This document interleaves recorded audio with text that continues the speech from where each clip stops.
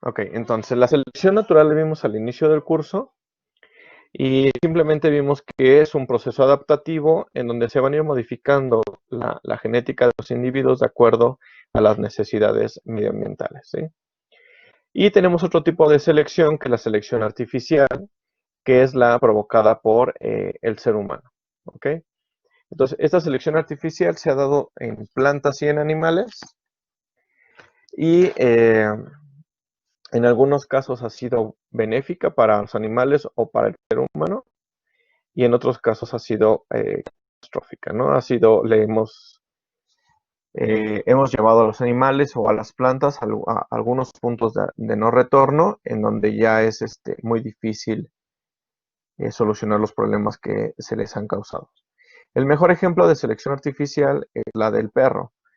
No un ejemplo bueno porque la selección que se ha hecho ha sido totalmente para mejorar el tipo, es decir, para que nos guste, pero no se ha tomado en cuenta la parte del bienestar animal, ¿sí? Entonces, desgraciadamente, hemos jugado con la genética de los perros para beneficio nada más de nosotros, no para beneficio de los animales.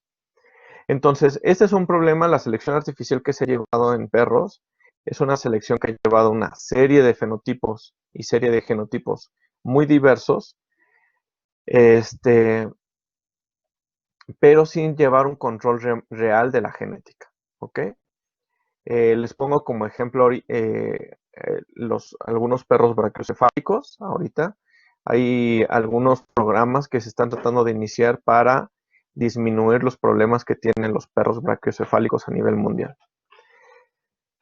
¿Cuál es el problema con esto?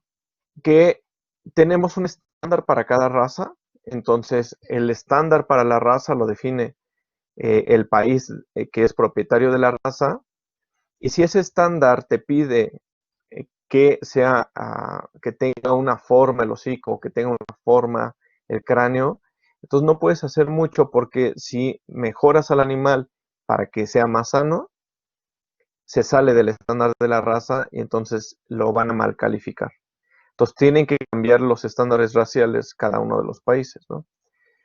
México solamente creo que se encarga de 2 o 3 razas, creo que nada más está con el chihuahueño, el xoloescuincle, y hay otro, pero no recuerdo cuál, no sé si ustedes estén al tanto, que son los que definen, Cab- México es el que define, ¿cuál, perdón? No sé si me escucho bien. ¿Sí me escucho? Sí, sí, Es el calupo. ok. Entonces, México es el que está mm, a cargo del estándar racial de esos animales, entonces el que define cuáles son los estándares que deben de seguir los jueces para poderlo calificar bien o mal a esos animales en otros países. Entonces aquí no tenemos tanto problema, tal vez con el chihuahueño podremos mejorar algo, este, pero en otras razas sí hay un gran problema, ¿sí? Y es muy difícil modificarlo porque es una lucha contracorriente contra creadores, contra asociaciones, contra países enteros. En el caso de los animales de producción, sí se ha tenido también una selección artificial y también ha llevado algunas cosas que no son benéficas para los animales, pero se tiene la ventaja de que, eh, como lo más importante en este caso es la producción, se les ha hecho ver a los productores que entre mejor estén los animales, entre más contentos, por así decirlo, más sanos, eh, también va a haber una mejor producción, ¿sí? Entonces la tendencia actual es darle un beneficio de confort a los animales y de bienestar para que tengan mejor opción. Y el mejor caso de esto es, por ejemplo, la carne Kobe, ¿no? Entonces, para poder producir carne Kobe necesitas eh, criar animales en unas condiciones extremas de cuidado, dándole al animal masajes, etcétera, etcétera, para poder producir una calidad de carne, ¿ok? Entonces, por ejemplo, en bovinos de leche, el aumento de la producción de leche disminuyó la fertilidad. Se dieron cuenta de esto los genetistas, se cambió el rumbo, se incluyó la fertilidad en los programas de aumento genético y actualmente tenemos vacas que son más fértiles y que siguen produciendo mucha leche. Pero la selección artificial puede ser buena o mala y va a depender muchísimo de la especie y de lo que se quiera hacer, ¿no? Entonces, vamos a tener la selección. Para poder hacer selección necesitamos hacer apareamientos que no son aleatorios. ¿Sí? Es decir, tenemos que seleccionar a los individuos dependiendo de algo. Entonces vamos a tener apareamientos no aleatorios, es decir, no va a haber parmixia. Y vamos a tener apareamientos entre individuos relacionados por su ascendencia, en donde se incrementan las frecuencias de los homocigotos en todos sus locis. ¿En dónde se daría esto? ¿En dónde se ha hecho esto? ¿O para qué te serviría esto? Mm, A ver, Saúl. Pues puede ser algo como lo que estábamos viendo de consanguineidad, en el que Ajá. pues el hecho de que estuvieran tan cercanas las líneas de sangre provocaba justamente que se aumentaran las frecuencias de los homocigotos. Entonces, por ejemplo, podría ser lo que estábamos hablando ahorita de los estándares raciales. Para mantener una raza o para crearla, pues podría ser algo por el estilo, ¿no? Exactamente, sí, entonces sobre todo para la creación de razas o para mantenimiento de razas se hace esto. Entonces, aparear individuos que están relacionados genéticamente. Y sobre todo cuando quieres mantener algún fenotipo o alguna mutación en particular. Esto pasó, por ejemplo, con el Belgian Blue. Cuando aparece el primer Belgian Blue, ¿sí? Que aparece por una mutación al azar, se dan cuenta los productores y dicen, ok, yo me quiero quedar con esta mutación. Entonces, ¿qué puedo hacer para quedarme con esta mutación? Bueno, yo sé que los papás son portadores de la mutación, por eso la expresó el hijo, porque en este caso es una mutación que necesita ser homocigota, porque es recesiva. Entonces, ¿cómo puedo mantener la mutación? Pues tengo que seguir cruzando los padres, que son portadores, pero voy a aprovechar a la cría, ya sea macho o hembra, para aumentar el número de individuos con esa mutación. Entonces, si es una hembra, yo sé que si la cruzo con su papá, voy a tener más probabilidades de seguir reproduciendo esa mutación. Y si es macho, la puedo reproducir con su mamá y hago lo mismo. O entre hermanos, ¿no? También lo llegan a hacer. Entonces, en este caso, se hace para mantener mutaciones, para mantener estándares raciales. O también puede ser si queremos como prueba para poder hacer para poder ver si hay algo no deseable. ¿Sí? Entonces, si yo quiero ver si hay algún gen no deseable, puedo hacer este tipo de apareamientos para hacerlos que se expresen. El otro tipo de apareamiento no aleatorio sería eh, individuos dependiendo de sus genotipos para cualquier locus. ¿Ok?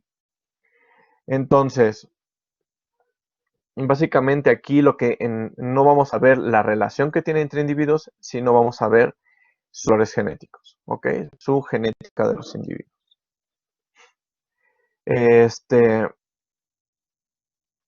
Entonces, por ejemplo, aquí dos ejemplos.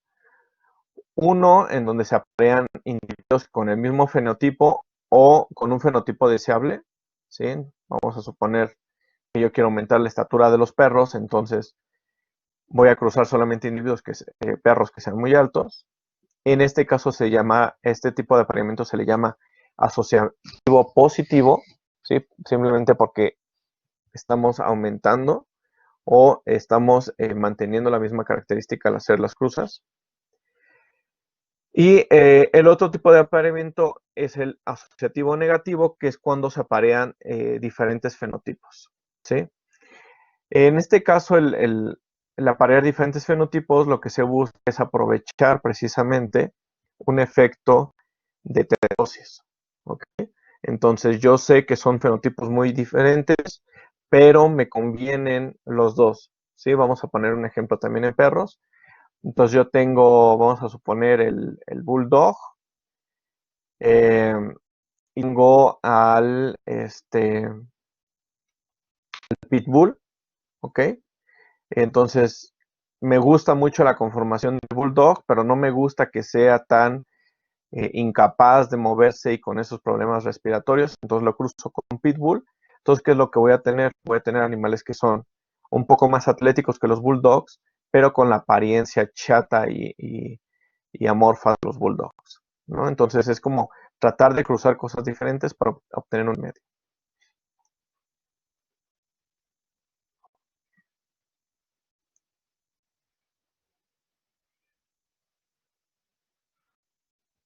En las diapositivas tienen aquí genética de poblaciones, no sé por qué no es genética de poblaciones, ya vamos a estar viendo selección a nivel cuantitativo. Eh, bueno, pero luego se lo cambio. En las presentaciones se lo cambio y el PDF se lo quito.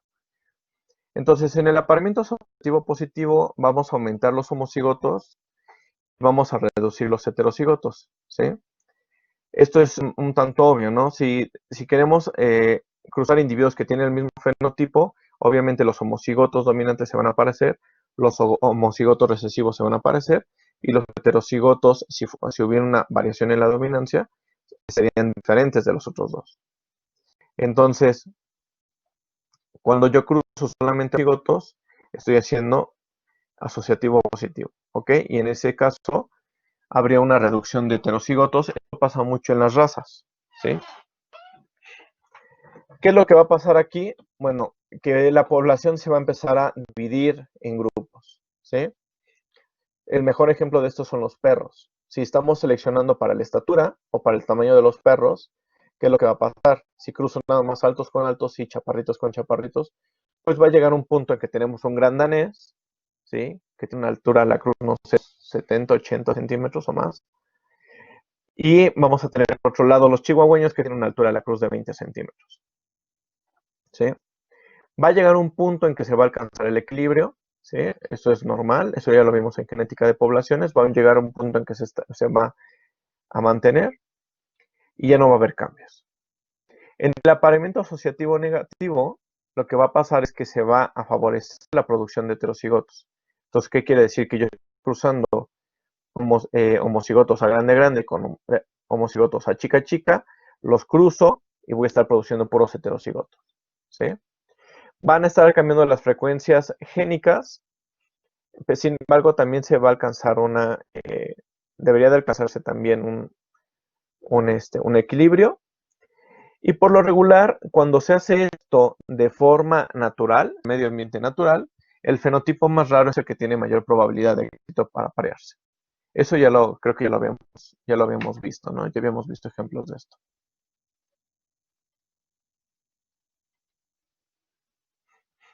Entonces, aquí tenemos un ejemplo de los tipos de selección. Entonces, esta es la selección clásica, lo que todos conocen, ¿no? Entonces, selecciono a los individuos que tienen mayor producción de leche, que tienen mayor producción de grasa, que tienen mayor altura, etcétera, etcétera. Y solamente voy cruzando a los individuos, a una pequeña porción de esos individuos con los valores más altos. Y lo que va a pasar es que la distribución de poblacional para ese fenotipo se va a ir moviendo, ¿sí? Se va a ir moviendo a la derecha o se va a ir moviendo hacia la izquierda dependiendo de lo que estemos seleccionando. Entonces, por ejemplo, en producción de leche, yo espero mover esta distancia a la derecha y para conteo de células somáticas espero moverla hacia la izquierda. Aquí tenemos un ejemplo del tipo de selección disruptiva.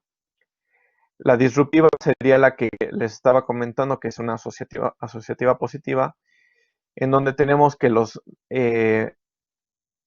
en este caso tenemos homocigotos a grande y homocigotos a chica chica, y los cruzo solamente entre ellos, y lo que va a pasar es que se va a empezar a partir la distribución en dos, ¿ok? Al vamos a tener dos poblaciones totalmente diferentes. Estabilizante 1 sería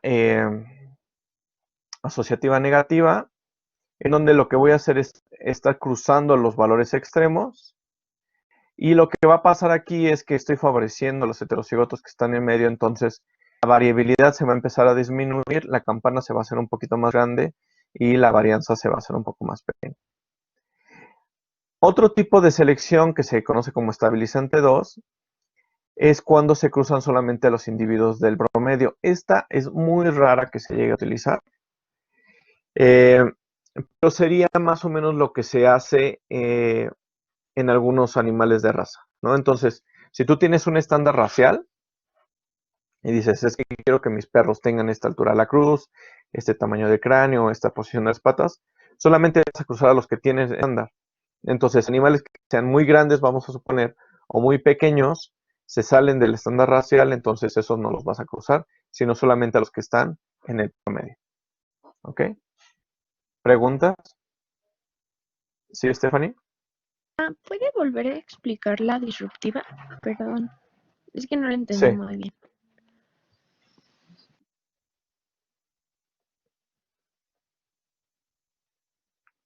Sí, la disruptiva era la que les mencionaba, que es la asociativa positiva, en donde tenemos una cruza entre individuos que tienen el mismo fenotipo y los mismos genes, y vamos a cruzar homocigotos con homocigotos, ¿sí? Pero del mismo tipo. Entonces, en este caso voy a cruzar homocigotos dominantes con homocigotos dominantes y homocigotos recesivos con homocigotos recesivos solamente, ¿ok? Entonces, estos de aquí se cruzan solamente entre ellos, y luego los volvemos a cruzar entre ellos, y luego los volvemos a cruzar entre ellos. Hago lo mismo para los que están del otro lado, para los homocigotos dominantes, y voy haciendo la cruza hasta que se va partiendo, ¿sí? Un ejemplo de esto les comentaba que era la selección para la altura de los perros. Entonces yo puedo seleccionar a los más altos, a los más altos y a los más altos hasta que tenga una raza de perros muy altos. Y puedo seleccionar a los más chaparritos, a los más chaparritos y a los más chaparritos hasta que tenga una raza de perros muy, muy chaparrita. ¿Sí? Sí, gracias. Ok. ¿Sí, Eduardo?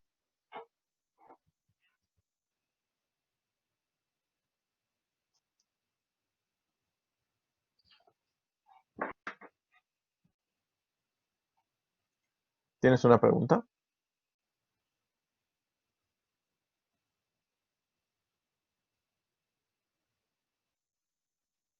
Veo que está tu micrófono prendido, pero no te escucho.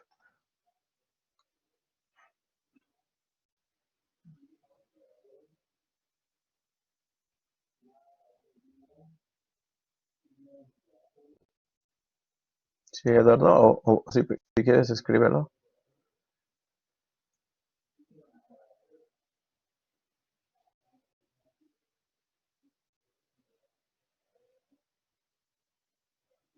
Ujú.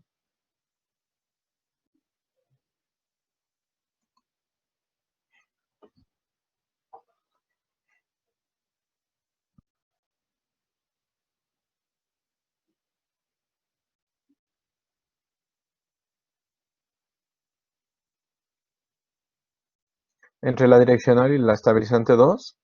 Ok, en la direccional lo que estamos haciendo, a ver, repito más o menos rápido cuál es cada una. La direccional, selecciono ya sea los más altos o los más bajos para un fenotipo, en este caso los más altos, y cruzo los más altos con los más altos, los más altos con los más altos, los más altos con los más altos, y hago que se mueva hacia la derecha, ¿sale? La disruptiva, cruzo los más altos con los más altos, los más altos con los más altos, los más altos con los más altos, pero al mismo tiempo cruzo los más chicos con los más chicos, los más chicos con los más chicos, los más chicos con los más chicos. Entonces lo que voy a hacer es partir esta curva en dos. La estabilizante, lo que voy a hacer es cruzar a los más altos con los más chicos, los más altos con los más chicos, y así. Lo que voy a hacer con esto es que voy a generar un poco más de heterocigotos y se va a hacer la curva menos angosta. No es cierto, más angosta. La estabilizante 2, ya no voy a utilizar los extremos, sino lo que voy a usar va a ser los valores de en medio, los promedios. Entonces voy a utilizar los individuos que están cerca del promedio, los cruzo con los individuos que están cerca del promedio. los individuos que están cerca del promedio con los que están cerca del promedio y así. Es decir, en este caso, no utilizo los extremos para hacer la selección. ¿Sí? La estabilizanza es la única que no utiliza los extremos. Ok, eso, apunten este cuadrito y entiéndanlo bien, sobre todo si piensan hacer algún día examen extraordinario o hacer examen de titulación o examen para ingreso a la maestría, etcétera, etcétera, porque normalmente les preguntan eh, a qué se refieren este tipo de selección.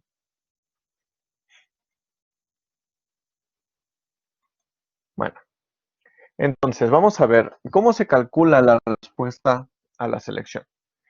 Entonces, la respuesta, el cambio por selección, está dado por delta S. ¿Ok? Entonces, delta S, que significa cambio por selección, va a ser igual a la heredabilidad de la característica que estoy seleccionando multiplicando el diferencial de selección. ¿Sí? El diferencial de selección va a ser, lo voy a establecer yo o lo vamos a definir nosotros dependiendo de la presión de selección que queramos hacer para una determinada característica. ¿Sí? Entonces, ¿cómo se calcula este diferencial de selección? Va a ser la media de la selección de los animales que estoy seleccionando menos la media de la población. ¿Ok? Ahora, este diferencial de selección se puede ampliar todavía un poquito más porque no siempre voy a ejercer la misma presión de selección en machos y en hembras. En el caso de los machos, la presión de selección la puede ser muchísimo más alta y en el caso de las hembras puede ser muchísimo más baja. ¿Sí? Entonces, el diferencial de selección va a estar dado para los machos como la media selección de los machos menos la media poblacional de los machos más la media de selección de las hembras menos la media de la población de las hembras. Todo esto dividido entre 2. ¿Ok? ¿Por qué entre 2? Porque ya lo amplié mis términos, ¿no? Entonces ya no es la media total, sino es una media dividida entre machos y hembras. ¿Ok? Bueno, ya que tenemos este diferencial de selección para machos y hembras, entonces puedo calcular este cambio por selección de forma anual, ¿sí? Puede ser anual o puede ser incluso mensual, dependiendo de la especie. Vamos a suponer que estamos trabajando con ratones, obviamente me conviene hacerlo más mensual o semestral que anual, ¿no? En el caso de las especies grandes, como los bovinos o caballos, pues lo puedo hacer un cambio por selección anual y simplemente lo que tengo que hacer es dividir el cambio por selección, que es la heredabilidad por el diferencial de selección, entre el intervalo generacional. Entonces, el intervalo generacional es cuánto tiempo se tarda un animal desde que nace hasta que tiene crías otra vez. Entonces, en el caso de los humanos, el intervalo generacional está más o menos alrededor de los 20 años. En bovinos es alrededor de 4 o 5 años, dependiendo de la raza.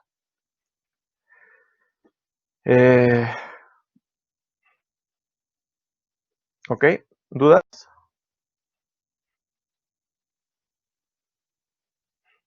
¿Dudas, chicos? No, ¿Por no, qué se gracias. dividía? Yo sí. ¿Por qué se dividía entre 2? Se divide entre 2 porque el diferencial de selección como tal es el promedio de la selección menos el promedio de la población. Pero al separar machos y hembras, estoy separando en 2 ese diferencial de selección para machos y para hembras. Entonces, como los estoy sumando, ahora los tengo que dividir entre 2 porque dividí el diferencial de selección en 2 partes. ¿Ok? Ok, gracias.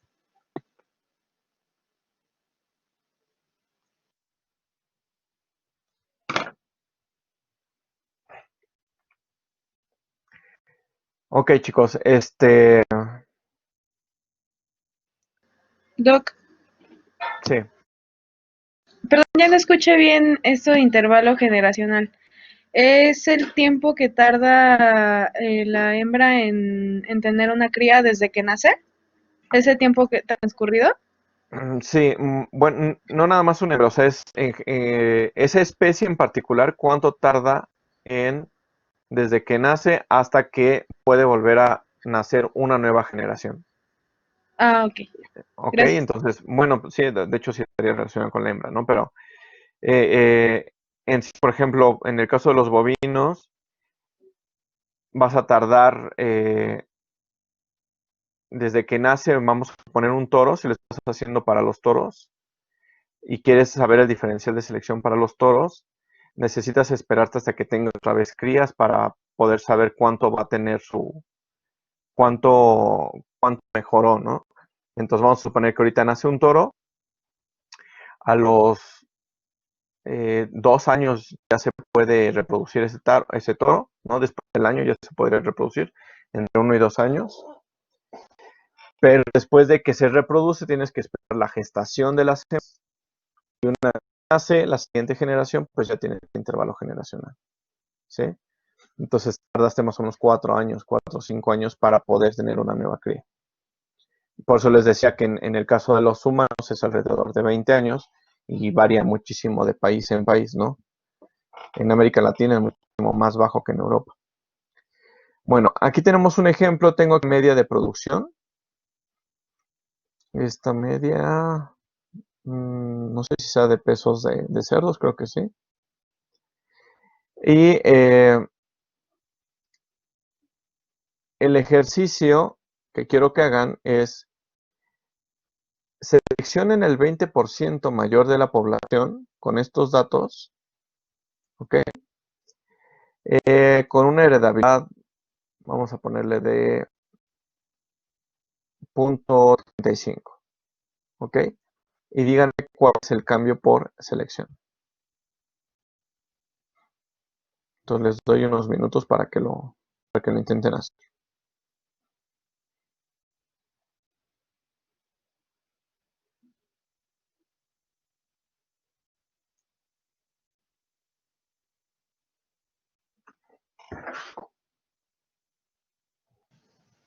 Perdón, ¿qué era el 28.30? La varianza.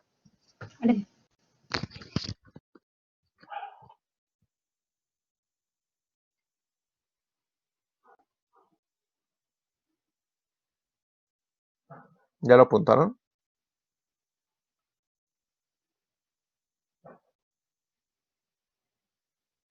Sí, Doc. Doctor, ¿de cuánto era la heredabilidad? Dijimos 0.35. Ok, gracias.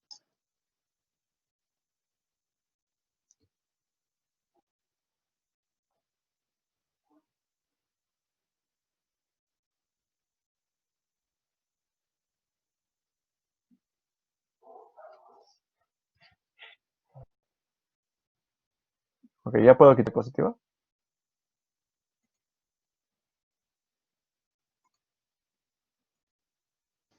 Sí. Vale.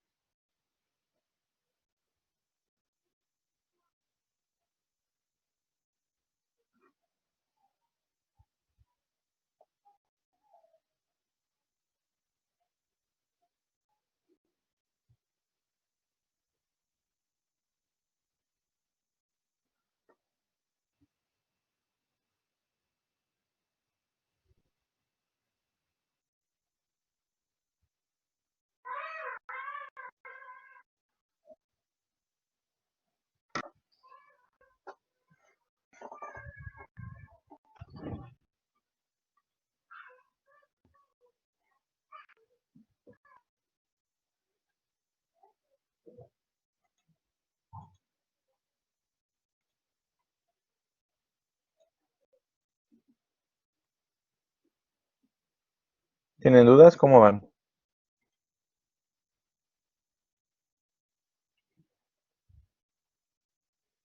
Doctor, yo tengo una pregunta. Sí. Para determinar que fuera el 20% mayor, se puede utilizar no recuerdo, creo que había una regla que usted nos había dado, que a tantas desviaciones estándar se encuentra tal cantidad de la población. La regla empírica. Ajá, ¿es algo similar? Eh, Pues podría ser esa, pero lo ideal es que que estandarizaran los datos para obtener el percentil. Ok, ok. Porque como tal, el 20%, o sea, no lo vas a tener, no lo vas a tener exacto. Ajá, pero entonces, Entonces, debería estandarizar los datos para poder ubicar bien el valor a partir del cual realmente pueden. ok. Vamos o si van bien, o si están entendiendo lo que tienen que hacer.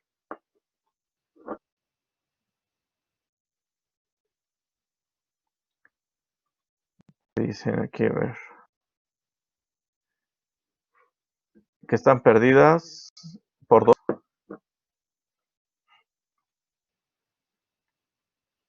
Ok, entonces lo hacemos. ¿Se acuerdan cómo estandarizar los datos? Sí, tenía que ser la media entre la varianza, ¿no? O algo así.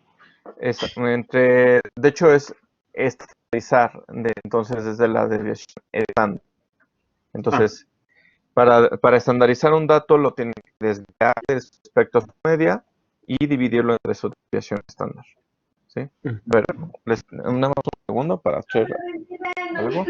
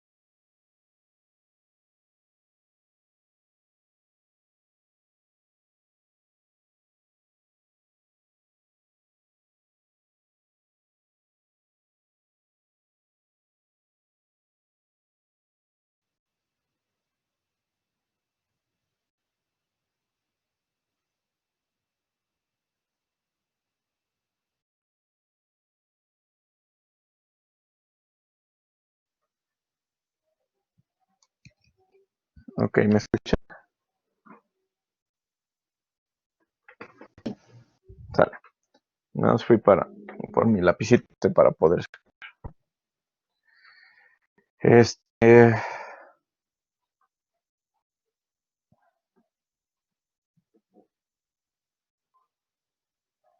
vamos a abrir aquí una aplicación para poder ver.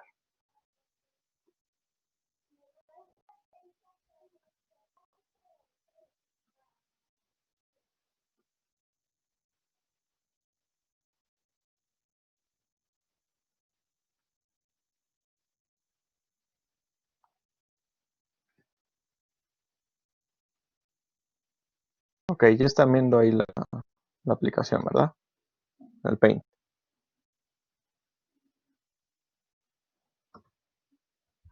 Ok.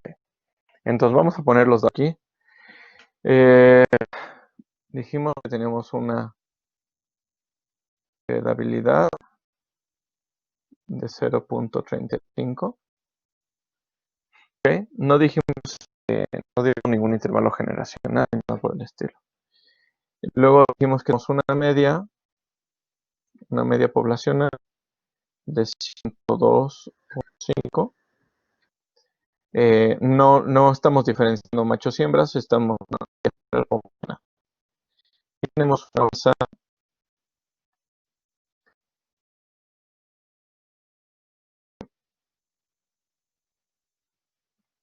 Bueno, vamos a poner la varianza, la vamos a poner como S,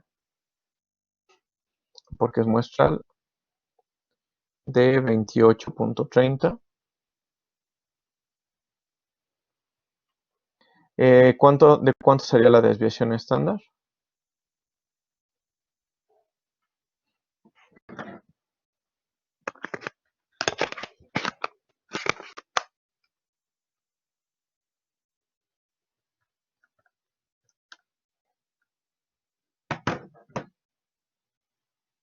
De 5.31. 5.32 me sale. Ajá, 31.9, ¿no? Ujú. Entonces 5.32, vamos a verlo. 5.32. Vamos a redondearlo. Ok, entonces lo que tenemos que hacer es seleccionar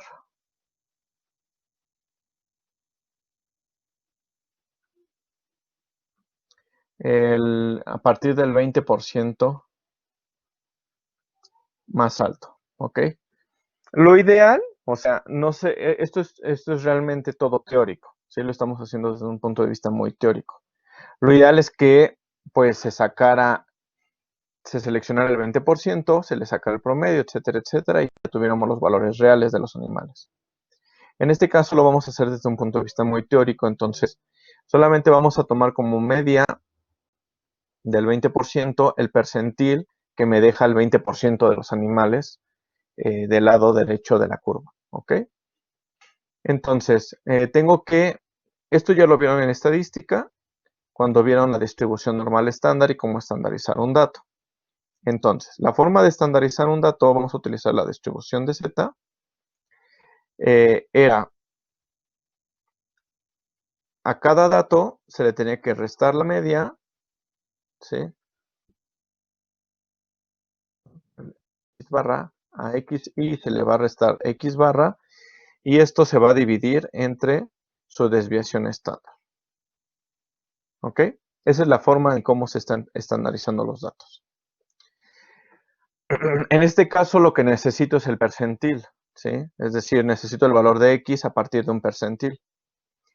El valor de Z ya lo sé, ¿sí? Porque yo ya sé cuál es el percentil que debo de utilizar. Entonces debo de buscar una Z con 0.2, ¿sí? O 20%, ¿sale? Que esto me dejaría, ¿sí? Si yo hago la 0.2, me refiero a 0.2 del lado derecho. Si yo busco la distribución de Z, lo que estoy buscando es una Z que me deje 0.8 de este lado o una Z que me deje 0.2 del lado derecho. ¿Sale? Cualquiera de los dos es exactamente lo mismo. Dependiendo de las tablas de Z o de lo que tenga. Entonces, abran su PQRS, si es que todavía lo tienen en la mano, o las tablas de estadística de la distribución de Z, y busquen cuál es el valor de Z que me deja 20% del lado derecho y 80% del lado izquierdo.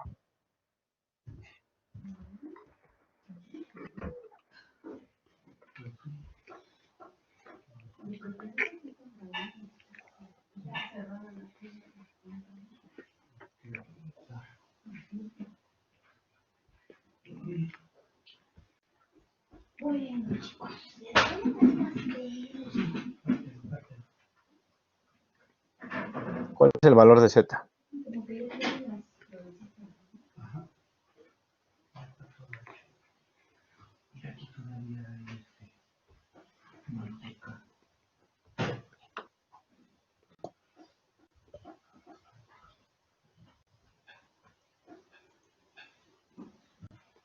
¿Sí lo tienen ahí? Bueno, a ver si no lo pongo aquí. Yo tengo aquí ¿Cómo se leía la tabla de Z? aquí, déjenles comparto aquí para que vean. Bueno, la tabla nada más tienen que buscar el percentil, no tengo las tablas. Nada más tienen que buscar el percentil que deja. Si tienen las de la doctora Ducoin, simplemente tienen que buscar el percentil. Es una distribución acumulada, que nada más el que me deja el punto 2. Les voy a poner aquí el PQRS para que lo vean.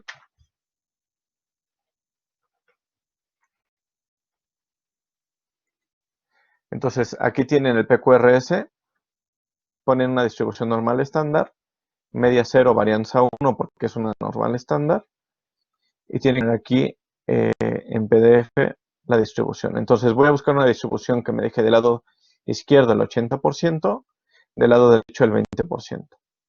El valor de Z es de 0.842, ¿sale? Entonces este 0.842 lo pueden sacar también en tablas o en cualquier programa de cálculo de probabilidad de distribuciones de probabilidad. Entonces,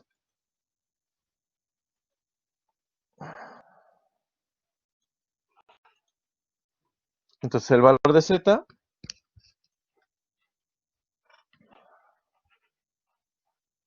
es de 0.84. ¿Ok? Eso quiere decir que 0.84 es igual a xy menos x barra dividido entre su desviación estándar. Hemos dicho que era ese. ¿Ok? Entonces puedo despejar esto para obtener el valor de xy. X barra ya lo tengo, ¿sí? Es este de acá arriba. La desviación estándar ya la tengo, es esta de acá arriba. Entonces simplemente voy a despejar. Entonces voy a tener que x o xy va a ser igual a x barra más 0.84 que multiplica a la desviación estándar. ¿Ok? Entonces voy a sustituir los valores. Entonces xy va a ser igual a 102. ¿Se perdió la pantalla? Creo que sí, ¿verdad? Sí, Un segundo.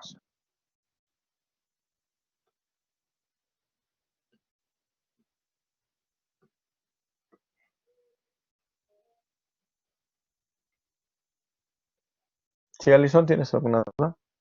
Sí, la desviación estándar multiplica solo el punto 84 o multiplica la suma de x y punto 84. Primero debes de multiplicar y luego lo sumas. Ok. 102.5. Ya están viendo la pantalla, ¿verdad?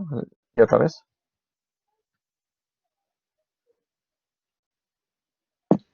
sí, ¿Sí? doctor. Ya. Ya. Ok. Entonces sería 102.5 más 0.84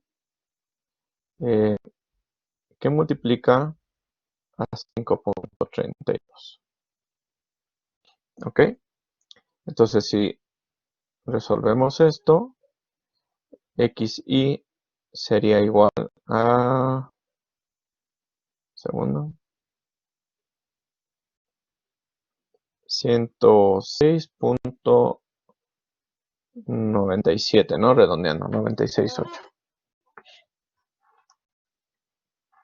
¿Sale?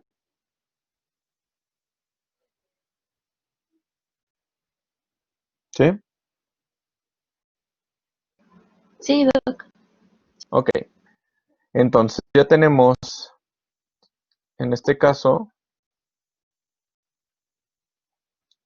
qué fea distribución. Ok, estoy todo chueco. Ok, entonces tenemos el promedio que es de 102.5 y tenemos el valor de 106.97 que me va a dejar el 20%. Este valor es el que yo tendría que utilizar para seleccionar a mis animales y el promedio de estos animales de aquí lo tendría que restar del promedio de la población. En este caso, como no tengo estos animales, puedo utilizar este valor. ¿Sí? Al menos tengo el valor mínimo de estos animales seleccionados. Entonces,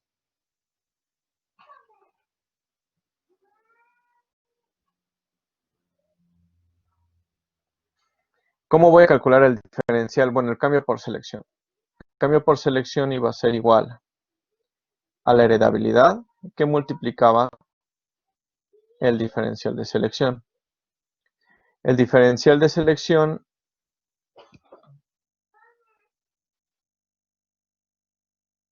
h cuadrada lo tenemos, ¿no? Habíamos dicho que era 0.35 y esto debe de multiplicar al diferencial de selección, que a la media, que sería 100,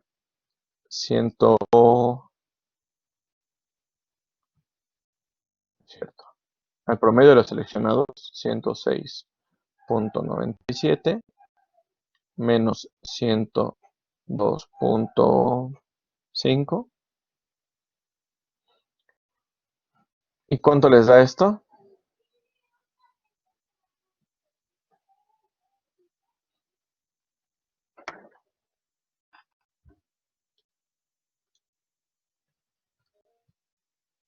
¿Sí, Alison? 1.56. 1.56. A ver.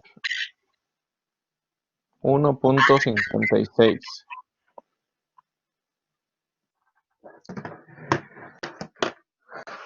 Un segundo.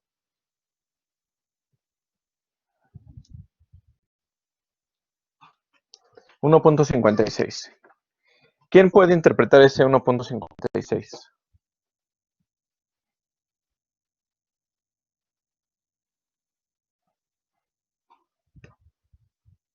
Yo, doctor, A ver, Stephanie. podría ser o sea, que ese es el número que tendríamos que aumentar en los animales en kilogramos. ¿Qué tendríamos? No O que que los tendríamos. animales aumentarían. Exactamente. Ah, ok. Sería cuánto aumentaría la población. En este caso vamos a suponer que es peso.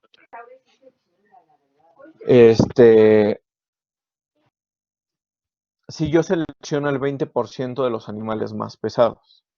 Entonces, si tengo una heredabilidad del 0.35 para esa característica y selecciono el 20% de los más pesados, la siguiente generación aumentaría 1.56 kilogramos. ¿Ok? Entonces, si yo quiero ver cuál sería el nuevo promedio de mi población,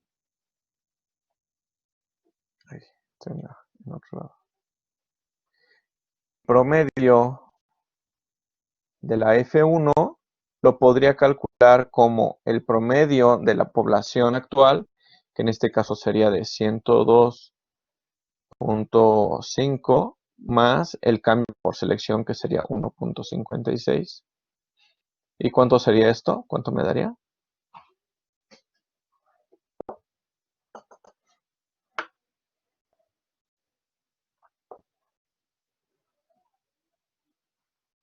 ¿104.06? 104.06. Ok. Entonces, la F1, la siguiente generación, tendría un promedio de 104.06. Entonces, este ejercicio es bueno para poder ver qué es lo que está afectando el cambio por selección. Entonces, va a depender mucho de la característica, de la heredabilidad de la característica. Si tiene una heredabilidad baja, lo que va a pasar aquí es que no importa cuánto yo seleccione, si la heredabilidad es baja, lo va a multiplicar, vamos a suponer, por 0. Entonces, el cambio por selección va a ser nulo. Si la heredabilidad es alta, entonces el cambio por selección va a ser más alto. ¿Ok? El otro factor que va a afectar mucho el cambio por selección sería el diferencial de selección. Entonces, entre más distancia exista entre el promedio de la población con el promedio de los individuos que estamos seleccionando, vamos a tener un diferencial de selección más grande y va a aumentar más el cambio por selección. ¿Ok?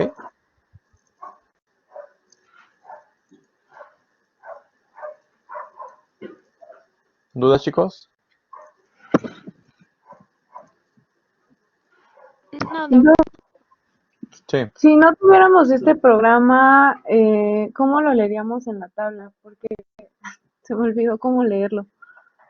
¿Cómo va a ser? Los voy a colgar. En la tabla, a ver, dependiendo de qué tabla tengas.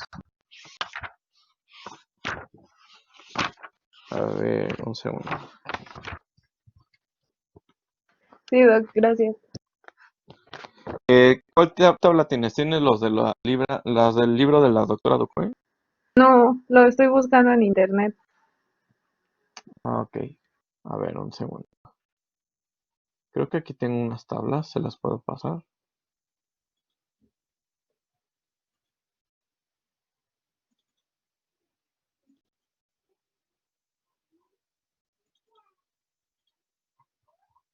Ah, sí, tengo unas.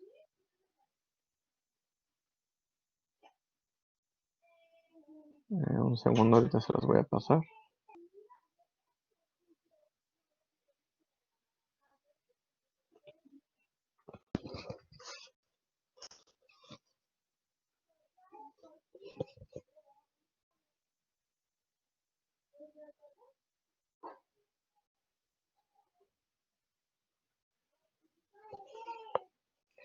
Ok, sí, estas están bien.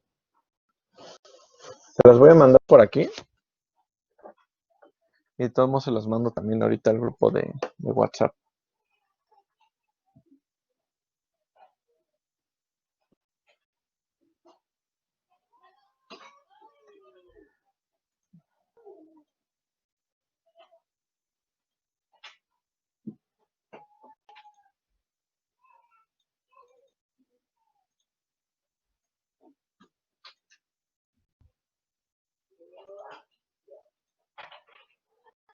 Se las acabo de mandar. Y se las mando también al grupo de WhatsApp ahorita. Pregunta Eduardo, la única manera que podemos conseguir que las siguientes generaciones ganen más peso, solo así se puede estimar, pues sí. Sí, esta es la forma en que se puede calcular cómo cambiarían el promedio de generación, el promedio de producción, o cuánto cambiaría si hiciéramos ese tipo de selección. Obviamente viene con una confiabilidad que ahorita no estamos tomando en cuenta, pero tenemos que, más adelante vamos a verla. Ok, ya les mandé el archivo.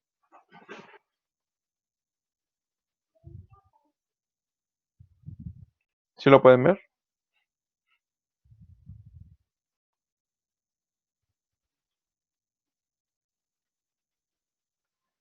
No, ¿cómo no? No nos Sí. ha llegado, doctor. Aquí busquen en la parte del menú, no sé si a ustedes les aparece compartir, archivos de la sala principal. En donde dice compartir contenido. Sí, o no sé si les haya llegado una notificación. Dice que no hay nada compartido. No, esperen. Ya sé qué está pasando.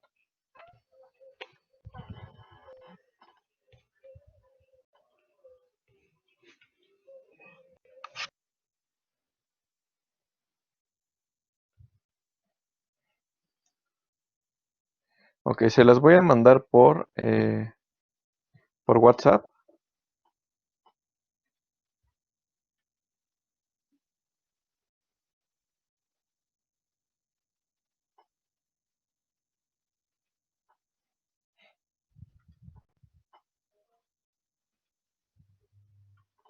Ya se las mandé por WhatsApp. Y aquí en la pantalla les debe de aparecer la tabla, que está súper, súper chiquita. Sí, no se ve. Pero ya se las mandé por WhatsApp. En WhatsApp la pueden ampliar. Ah, Ahí está por Sí se PDF. ve. Entonces, esta es la función de distribución normal, ¿ok? Lo que queríamos saber en este caso era el valor de z. Aquí vienen arriba, esta es la forma no se puede calcular el valor de Z. Lo que aquí está adentro es la función de densidad de probabilidad acumulada. ¿Sí? Esto quiere decir que esto es lo que está debajo de la curva. ¿Ok? Entonces, ¿cuánto queríamos dejar? En este caso creo que está acumulada de izquierda hacia derecha.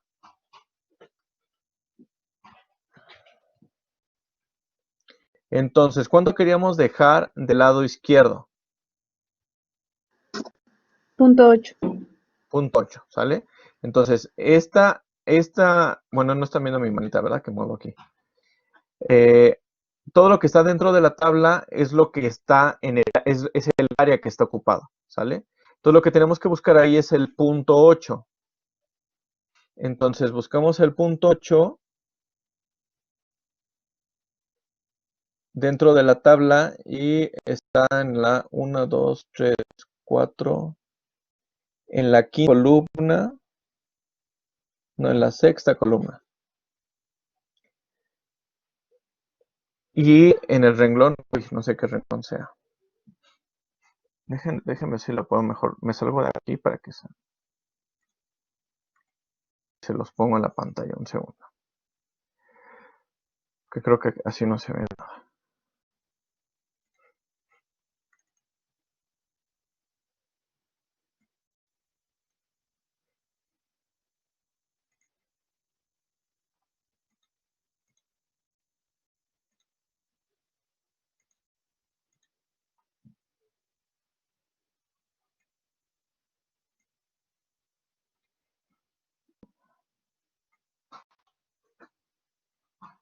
Ok, ¿ya están viendo la pantalla? Sí, Sí, ¿Ya se ven las tablas?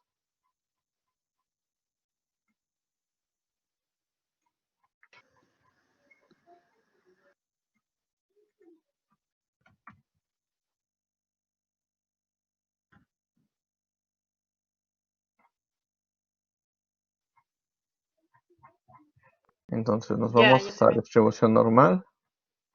Ok, es esta. Entonces, tengo que buscar aquí adentro ese punto 8, ¿sale? Entonces me voy para acá, hacia abajo, hacia abajo. Entonces aquí está punto 79, punto 79. Entonces el punto 8 lo encontraría aquí. Ay, no me deja marcar esta cosa. Déjenme ver si puedo usar un plomo, ¿no?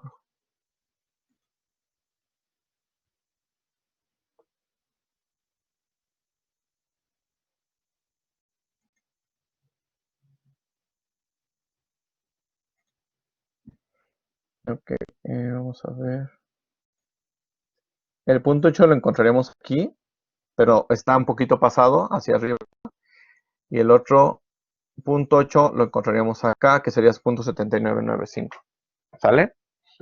Entonces el valor de Z sería el valor que tiene este valor de acá de la primera columna más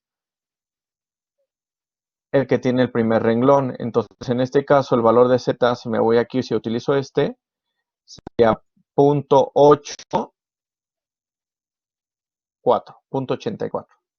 Ese es el valor de Z. Entonces ahí está, es este con este.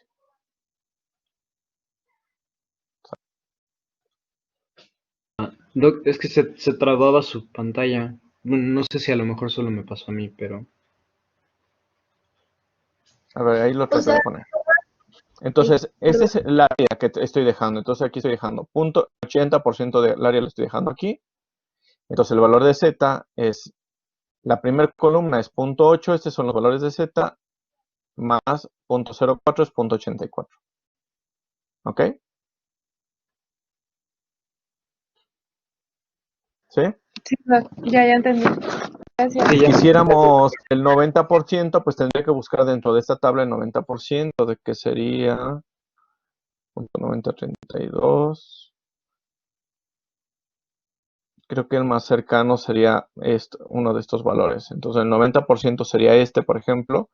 Entonces el valor de Z sería 1.29, ¿no? Entonces sería, utilizo este valor de aquí, 1.2 más 0.09, entonces sería 1.29. Y así subsecuentemente. O pueden utilizar el software, que también es un poquito más fácil. Por último, nada más respondiendo a la pregunta que estaba haciendo su compañero.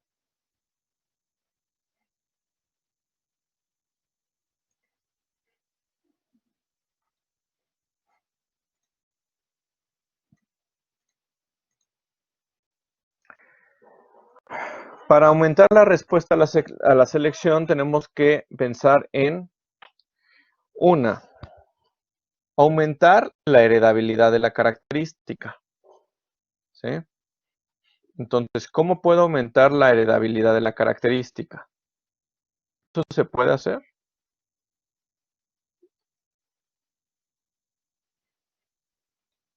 ¿Sí? ¿Cómo? ¿Cómo se calcula la heredabilidad?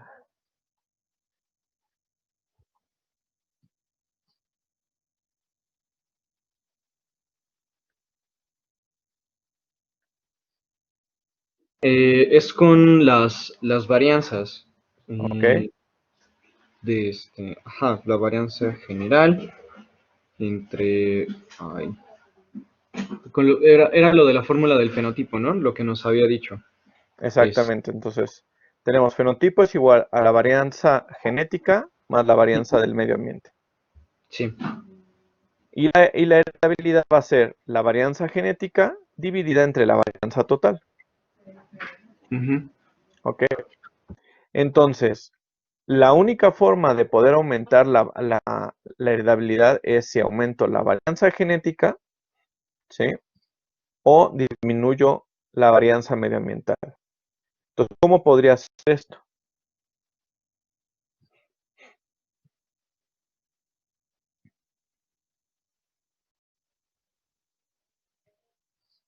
A ver, Saúl. Por ejemplo, para disminuir la variedad medioambiental se tendrían que controlar la mayoría de las condiciones medioambientales en donde estuvieran los sujetos, ¿no? Funciona. Exactamente, exactamente. Si yo quiero aumentar un poquito la heredabilidad para que sea más notoria, entonces tengo que disminuir la diferencia entre ambientes de diferentes individuos. Entonces, que todo sea más uniforme, todo sea más homogéneo. La varianza genética depende de la variabilidad genética de los individuos. Entonces, ¿cómo podría aumentarla?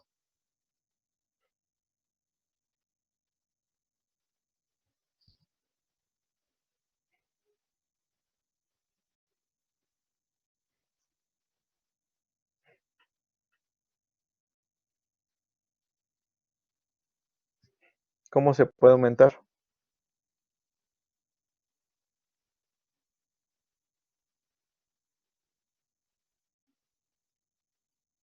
¿No? ¿Ni idea? Sí, le estoy preguntando que cómo se puede aumentar la variabilidad genética de una población. ¿Sí, Saúl? Si es como tal la variabilidad genética, pues ya sea ingresando nuevos individuos o cambiando la forma en la que se están haciendo las cruzas. Porque, por ejemplo, si es una población que o, o no va por ahí. Sí, está bien, exactamente. O sea, si tú quieres aumentar la variabilidad genética, necesitas meter nuevos genotipos a la población. Entonces, tal vez el utilizar semen o inseminación de poblaciones externas podría aumentar la variabilidad genética. Si es una población cerrada en donde no hay cruzas con individuos de fuera de esa población, la variabilidad genética va a tender a disminuir. ¿Ok? ¿Quieres agregar algo, Stephanie? No, se me olvidó bajar la mano, pero era básicamente lo mismo. Yo iba a decir disminuir repetibilidad, pero pues es lo mismo. Ok. Sin embargo, aquí les comento que normalmente, esto es en teoría, ¿sí? Ya en la práctica, en la realidad, en el mundo real, no es común o no es normal que estemos manejando diferentes valores de heredabilidad.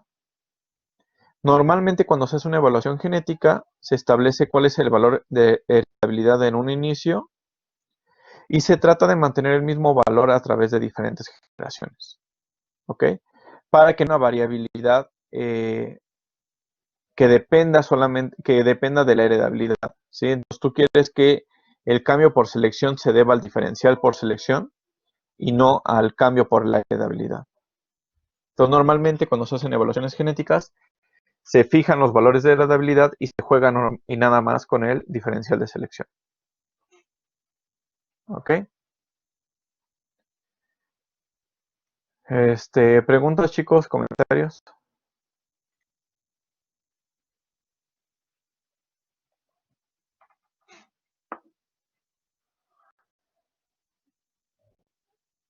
Ok. Entonces, si no hay más comentarios o dudas, lo vamos a dejar hasta aquí. El diferencial de selección serían los nuevos genes que ingresan. No. Bueno, sí podría afectar porque te va a cambiar la media de selección. Pero en ese caso tendrías que utilizar, vamos a suponer, si vas a estar trabajando con toros y tú tienes un promedio de machos de toros en tu población y tú vas a inseminar con animales de afuera, animales fuera de la población, la media de la selección sería de los toros que estás utilizando de afuera, que estás seleccionando, y la media de la población sería los toros de tu población que no estás utilizando. Entonces sí, en el caso de las vacas es diferente porque normalmente las hembras no entran a la población.